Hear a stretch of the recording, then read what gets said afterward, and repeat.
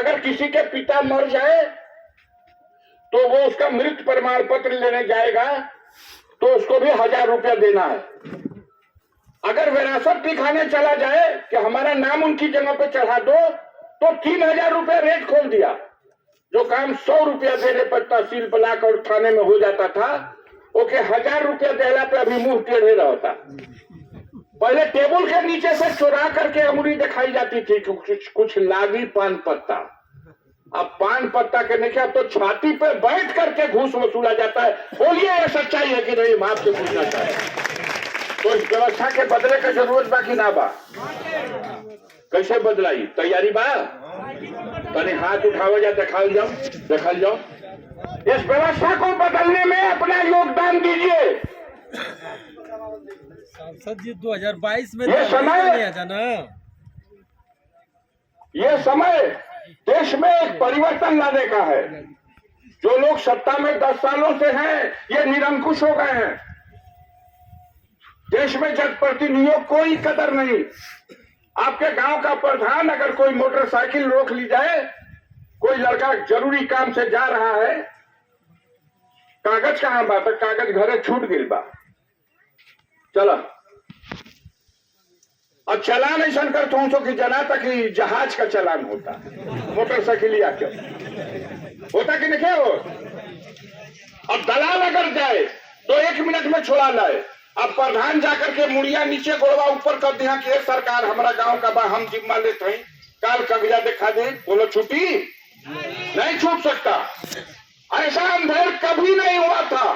सरकारी अधिकारी कर्मचारी गांव का प्रधान से कहते हो सो कि भैया तनी महफिल बटोर जा का वही सरकार पर संकल्प दिवावे खातिर नेताजी लोग आए वाला बा। अब काल ने तोहरा गांव में संकल्प दिया बा कि ना दिया बा?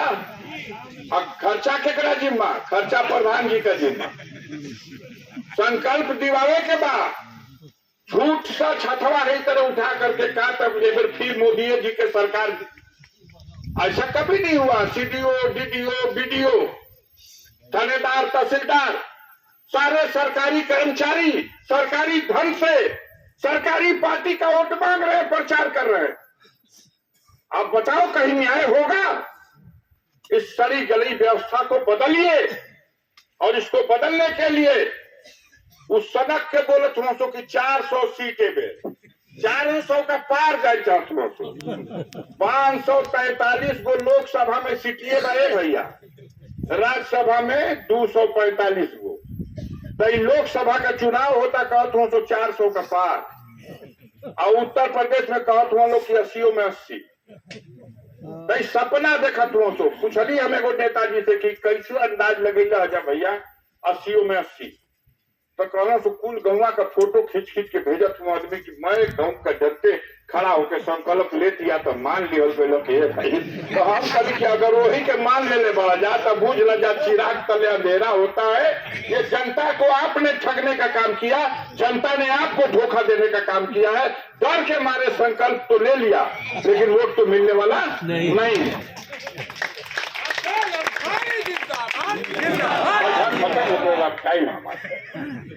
तो ऐसी स्थिति में साथियों ये सरकार एक और काम कर रही है। अपने विरोधियों को जो चुप हो जाए वो ठीक बात,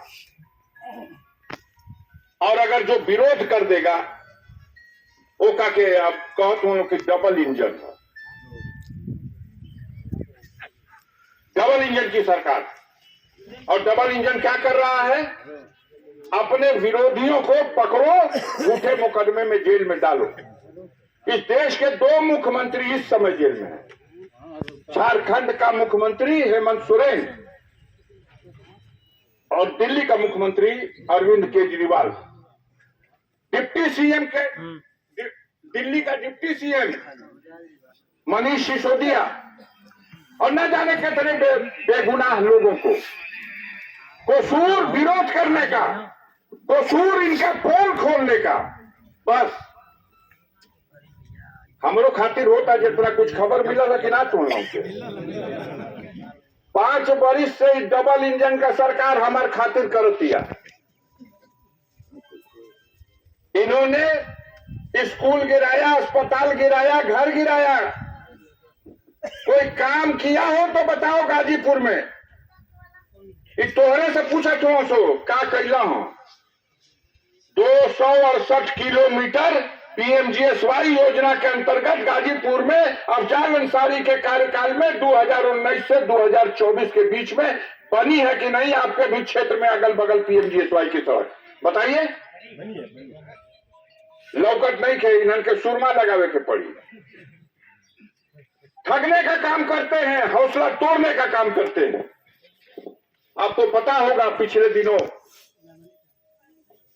बहुत दिन से जपत रहना हम लोग, हमारा छोटा भाई मुख्तार अंसारी जो 18.5 साल हो गया था जेल में। लेकिन जितना सामंतवादी हैं समाज में गरीबों को सताने वाले हैं, जो उसके नाम से घबराते थे, परेशान होते थे, इस सरकार बन गई तो पूरे सरकार का मशीनरी को लगा करके उसके खिलाफ जेल में रहने के दौरान मुकदमा पे मुकदमा, मुकदमा पे मुकदमा। इतने आदमी हो, बताओ किसी गरीब का कभी कोई रोमा दुखाया था मुख्तार अंसारी ने? और उसके बाद ये सरकार और ये मीडिया के लोग उसको माफिया डिक्लेयर कर दिए, उसको माफिया। और शंकराचार्य के बाद सुभाष ठाकुर जो दाऊद इब्राहिम का फैली है, वो जाके देख ले जा बनारस का बीएचयू का अस्पताल में मोदी जी की कृपा से, योगी जी की कृपा से बिना पेरोले के आकर के सालन का सालन सोए में सुतल बा। अफजाल अंसारी खातिर जोड़ खोजात रहल। सिन्हा जी जब गोड़ पीछे कर लेना तो सुनत रह नाम के करके कराई रहे। अब तो टिकटे मिल गई बा यही विधानसभा में है। कुछ सेवा हुआ कैले बना गांव का जनता का? बोला जा भैया। कितना आदमी ऐसा बड़ा जा जाए उनका देख लहू नहीं खा जाता, नहीं हाथ उठावा यो हम देखल चाहते हैं। कुछ आदमी देखले बना जे स्कूल चलावेला, स्कूल में सेंटर जे के चाहेला, और नेपाल भूटान से आसाम से जहां से परीक्षा पास करावे खातिर बुला करके पास करावल जाला, वो कुलनिया देखले बा। बाकी जनता तो देखले नहीं के, वो आगे बड़ा टिकट लेके आ हमरा के पुखियाउले बड़ा सो कि लड़ही ना दिहल जाई। खबर मिला था, एक के वो खबर चला था अफजाल का टिकट कट गई। जनाता है तो परब्बी करके दिए लड़ना। माननीय अखिलेश यादव समाजवादी पार्टी के राष्ट्रीय अध्यक्ष ने टिकट दिया, इन लोगों के खजुआट हो गई बा। अब करे टिकट कट गया, फिर कहो तो हम लोग की टिकट नहीं कटल था। हम जो इनके खिलाफ अपील जो चलता वो अपीलिया में इनके तब तो भाई हाई कोर्ट का जज का फैसला वो अगर इन लोगों को घर में लिखा जाता तो लिख लो लोग। इस देश में लोकतंत्र है, कानून का राज है। अगर रूल ऑफ लॉ है तो हमारे जैसे लोग तो संविधान और कानून में विश्वास करते हैं। के अमर बा धरती पे? बोला जा कि वो अमर बा। हम तो मानी ना कि हमके एक दिन जाए के बाद जहिया टाइम पूरा हो जाए, ये लोग अपना के अमर माने ना। हम लोगों ने ये तय किया है। मेरे भाई ने जुल्म ज्यादती अत्याचार करने वाले और उसकी सरकार के सामने मरते मर गया, लेकिन घुटना नहीं टेका। अत्याचार हद हो गई कि जो आदमी जेल में बंद है अभिरक्षा में, बेशर्मों को यह कहते शर्म नहीं आ रही कि जो मेरी अभिरक्षा में था, खाली कहा तो के हार्ट अटैक हो गई, कार्डियक अरेस्ट हो गई। वो हार्ट अटैक वाला आदमी रहा है, उसको स्लो पॉइजन दिया गया और इस बात का प्रबंध किया गया कि उसका इलाज भी ना हो। और उसकी मौत के बाद कबो ये देश में सुन ले रहा राजा भैया कि 100 यात्रा में भी प्रतिबंध लगे, अब परमिशन लिया ही है। केहू का चिता पे लकड़ी रखे वालन के परमिशन लेवे के पड़ी कि हमें चिता पे लकड़ी रखब कि ना रखब, उहे न बतिया भैया। किसी के जनाजे में आप मत जाओ, किसी की मट्टी मत आप दो। क्या करना चाहती है सरकार? यह अत्याचार, जुल्म और दबंगई से भयभीत करना चाहती है। हम लोग डरने वाले नहीं हैं।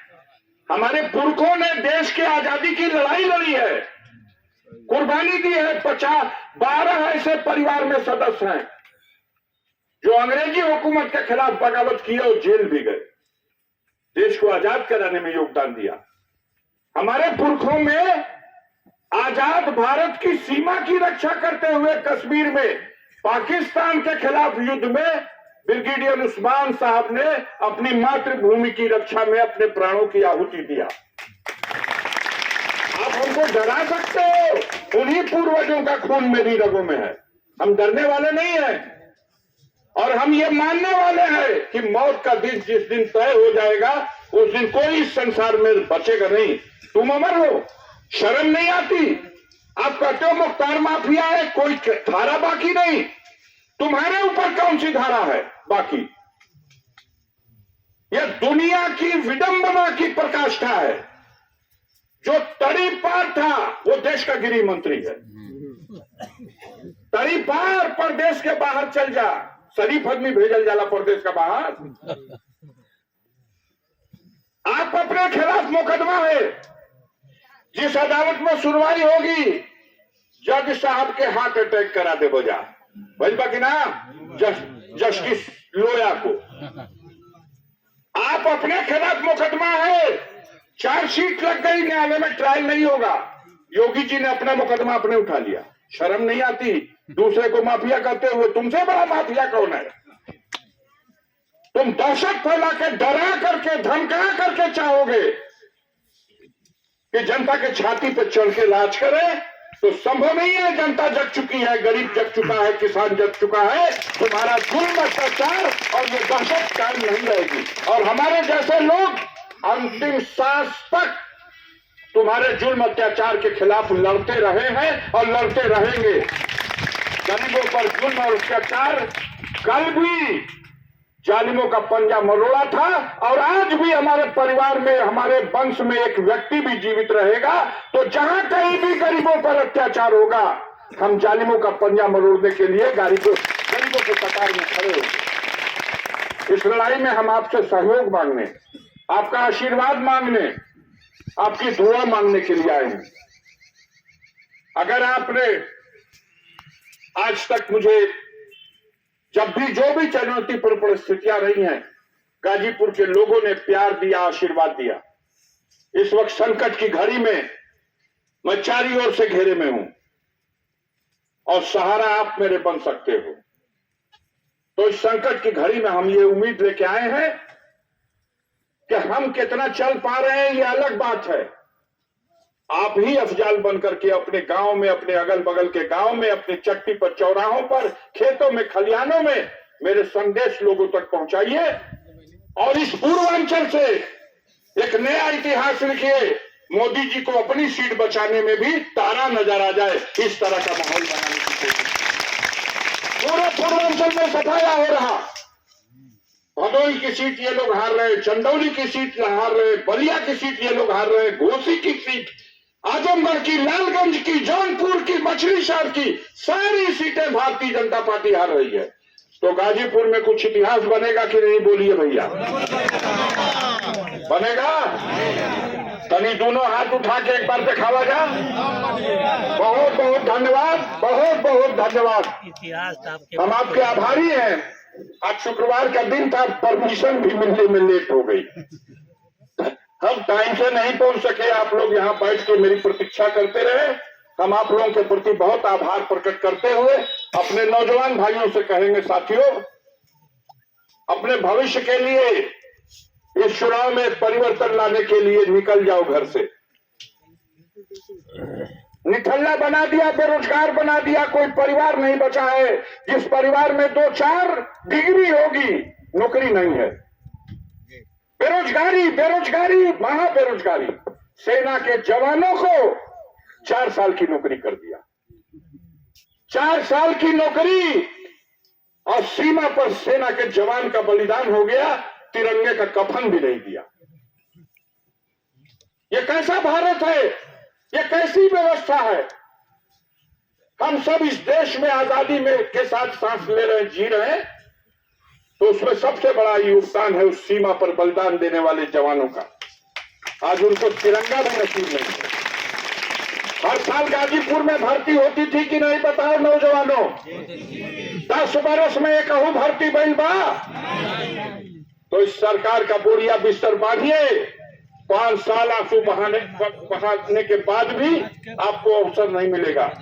अगर इस बार ये लोग सत्ता में आए तो देश के लोकतंत्र को संकट हो जाएगा, देश के संविधान को संकट हो जाएगा। बाबा साहब भीमराव अंबेडकर ने बड़े चिंतन और मनन के बाद इस देश को जो संविधान दिया है, यह जालिम लोग उस संविधान को बदलना चाहते हैं। यह इस देश में वही सरी गली मनुस्मृति की व्यवस्था लाना चाहते हैं, जिसमें मुट्ठी भर लोग सारे देश की जनता को अपना गुलाम बना के जीने के लिए मजबूर कर दें। तो क्या ये व्यवस्था पसंद करेंगे आप? संविधान बचाने के लिए रेडी हैं? बहुत बहुत धन्यवाद। जय भीम, जय भारत, जय समाजवाद। नमस्कार।